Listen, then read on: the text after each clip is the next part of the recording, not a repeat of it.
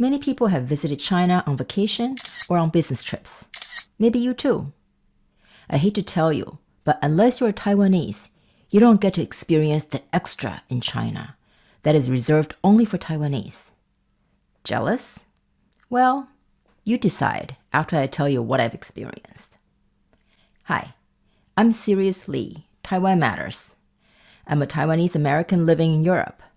This is not my real face because I do want to keep some privacy. But this is my real voice, this is my real office, and these are really my guinea pigs.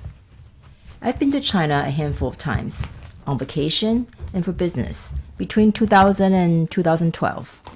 Like most people, I was always excited to go because of the interesting places and things that I expected to see. And I speak Mandarin. It's so convenient when you visit a country where language is not a barrier, right? Of course, since I'm from Taiwan, I knew I needed to avoid politics due to the tension between China and Taiwan. But why would I talk about politics? I was not looking for trouble. I was just a tourist. Well, that strategy should work fine for everyone who visits China, but not for Taiwanese. Politics finds you.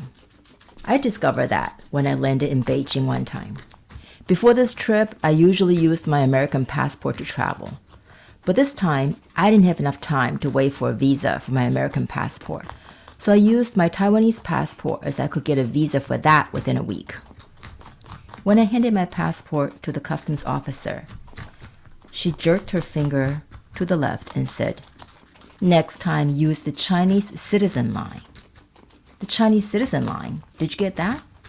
She was telling me, you are a de facto Chinese citizen because Taiwan belongs to China. I didn't argue with her since I already decided I would never use the Chinese citizen line. But I was curious about her logic. If China claims Taiwan is not a country, that Taiwan is just a province of China, then why does China accept a Taiwanese passport at customs?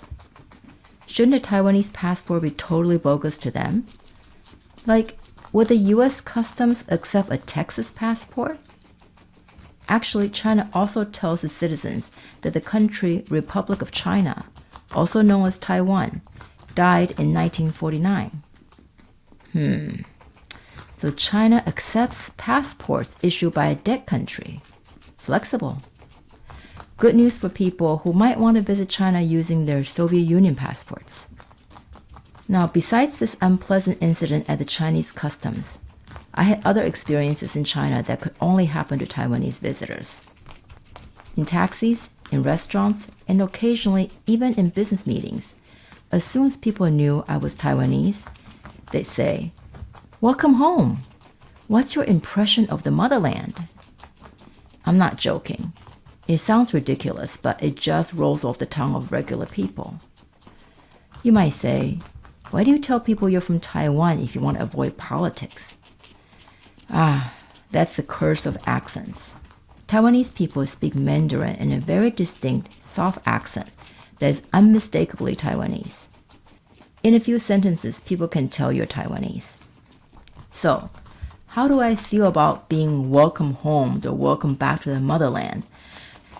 My feeling is actually quite complex, which you may be surprised to hear. Obviously, China is not my motherland, and I've never felt at home in China. But China has brainwashed its people to believe that Taiwan belongs to China, and China heavily censors the information that its citizens can get. So, for the Chinese citizens, I guess they just don't know what they don't know. Sure, some people did say such things, like welcome home, welcome back to the motherland, with hidden aggression. Almost like a challenge to see how I will react. And this type of behavior, unfortunately, has gotten worse in the last decade as a result of China's wolf warrior diplomacy.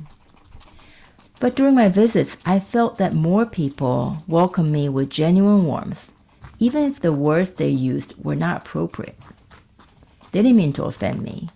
They just wanted to express some kind of kinship. I had taxi drivers who told me so much about history when they took me sightseeing, or expressed how much they dreamt of visiting Taiwan and asked me all kinds of things about Taiwan. This kind of hospitality was a real perk that I enjoyed as a Taiwanese tourist in China.